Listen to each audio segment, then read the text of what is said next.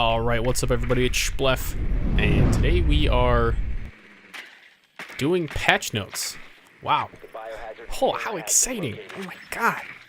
So this is patch notes, year 3, season 4.2, or Y3S4.2, if you're interested.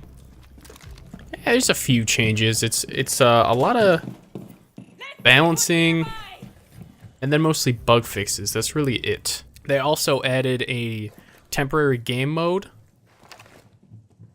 called the 6 Invitational in-game event, where it's essentially the same settings as the Pro Leagues. The only difference is it's not like ranked or anything, so it's basically casual mode. And we'll talk a little bit about that later. But for now, we're just going to go through the patch notes straight. We're going to start with Cav. Now, what changed with Cav is mainly her pistol. So her damage decreased to 65, where originally it was 99. Adjustments to damage fall off were made to more align it with other pistols. They reduced her mag size from 15 to 12. They increased her recoil, and they increased her hip fire spread. So you can see here the distance changes. I went into a hostage map. The main reason I did that is so I could pick him up and put him down and place him in an area that was more conducive to showing you the distance and the changes. And you're probably asking, but Schplef, why aren't you using Cav when you were talking about her? Because I don't own her, okay? Don't give me that shit! Fuck! I think this overall balance change to Cav, the whole point of it was to make her harder to play, if you will. So when she had her pistol damage 99, you could basically get a lucky shot and the person would go down immediately. They'd basically have no chance to do any push against the other team if they killed you. They'd literally have no chance against a decent team. And what this did is, she's still viable because of the adjustments to her damage fall off. So she can do more damage at longer ranges. So instead of getting those lucky shots, instead of getting those lucky kills, it's a little bit more skill-oriented. And I think this will allow players that are good to shine, and players that aren't good won't be able to do as well because of relying on the lucky shots. I think this is a good change for her. I think she's slightly better too, just because of the damage fall off change that really allows her to do more damage at longer ranges, which means she's going to be more effective at kind of sneaking around. Now she's not going to become operator that you have to be terrified of unless the other team is good. That's the only time, because if you're playing against a teammate or an enemy with shitty aim and they start spraying at you, you know, they're probably not going to hit you. And you could easily dispatch them. But if the team's good, you know, they're going to play around her advantage that she has at longer ranges. It'll be harder to kill her, but at the same time, you know, it's kind of more of a high-level play balance here. I think it's an interesting change. We'll have to see how this plays out in the real game. Next, we'll move on to Clash. Now, Clash got some solid buffs. Some very solid buffs. They upgraded her SPSMG9 from a 2-burst to fully automatic. They updated her recoil to align with other full auto weapons. Now I'm assuming this is a good change. I'm not actually sure. I haven't done enough research on that. They increased her total ammunition at 161 from 121, and then they increased the damage to 33 from 30. So she's doing more damage, she has more ammunition, it's fully automatic, and I'm assuming her recoil is better than what it was previously. I don't play Clash a lot, so I don't know much about her. I know that her switch time is balls. I'm not exactly sure how this is going to play out. There's a chance that people will only run around with the gun because it's so good. Her win rate delta per operator versus pick rate is too good. She is underpicked and too weak. She's at -10 or -11% in win delta, and she's basically at 0% in pick rate. And this is for PC ranked platinum and diamond only. So she's not very good. I don't know why. I couldn't tell you exactly why she's not very good, because, again, I don't play her a lot. At all, actually. I'll say that. I've never played her. I'm not a fan of the shield characters, but yeah, it's a different topic. And I know King George, I watch him occasionally, he did say that these buffs are really good on her, and he was borderline saying the gun's broken. I'm not sure. Like, you could have a broken secondary weapon, but like her primary isn't that great. You know, she's a shield operator on defense, and once she gets pinched, she can't really do anything, and it's not like she can disengage very well. She's just got a lot of issues that I don't think a gun buff is really going to solve that problem. But we'll have to see. Those are just my opinions, We'll have to see. And we'll move on to Cade. Cade, his AUG 3 got an increased ADS speed by 33%. It'll be approximately like this. And then I'll slow it down for you guys so you can see better, because it was a little fast. And then Doc and Rook. Now this is a big change. So they're nerfing the MP5 from the max damage of 30 to a max damage of 27. If you look at his win delta versus his pick rate, he's like top of the list right now. Him and Rook. Rook has the highest win delta right now at 3%, and Doc has the highest, almost the highest pick rate at 53%, 54%, somewhere in that region. But I don't think that nerfing the damage is going to do all that much. I think that's just going to more hurt the lower level plays as opposed to the higher tiers, because it's still a one-shot headshot. No matter how much you decrease the damage, there's still one shot to the head.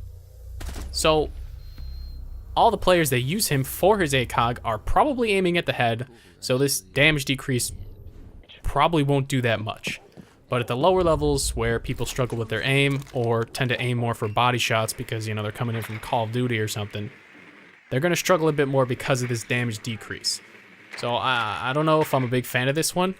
Finally, we have Nomad. And her yellow light on Nomad's air jab will now blink during activation delay. Now we'll move on to bug fixes. So I went through it and picked out some of the important ones that I thought. All the other ones are kind of just like animation fixes or random stuff that nobody really cares about. So I'm going to go through it quickly. There's only a few of them. More like 10, but I'm going to go through them and read off the ones that I think are the most important. So they fixed the visual graphics glitch that impairs players' sight. So this one is like, you could do some weird glitch and the whole screen would essentially become stretched textures and it would look fucking wild. I'll try to find a clip of that and throw it in so you guys can have an idea of what that is. So they fixed that. They also fixed the shield collision box not syncing properly when the player looks up and down. I don't have an example of that. I'm not sure exactly what they're fixing here, but it seems like the shield collision box being synced properly to the character is something that's important. So I added that in.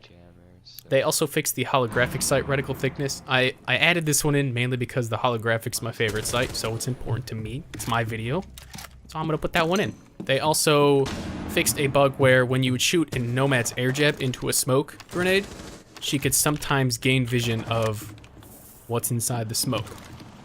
That seems like a pretty solid fix. You could probably abuse that some way, although it's quite situational. They also addressed the recoil differences of Kai's shotgun on console. Mainly applies to console. There's not very many PC players with a controller, I'm imagining. But this one's great because Kai's shotgun was a fucking mess on console. And since they finally fixed it, it's usable. Fucking awesome. Now all the DMR plebs are gonna hop on a Kai's bandwagon. Get excited for that one.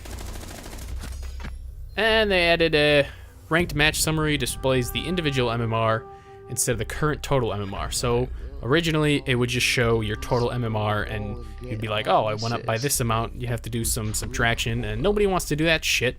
So they did it for you and now that bug's fixed. You can see how much you actually gained or how much you actually lost.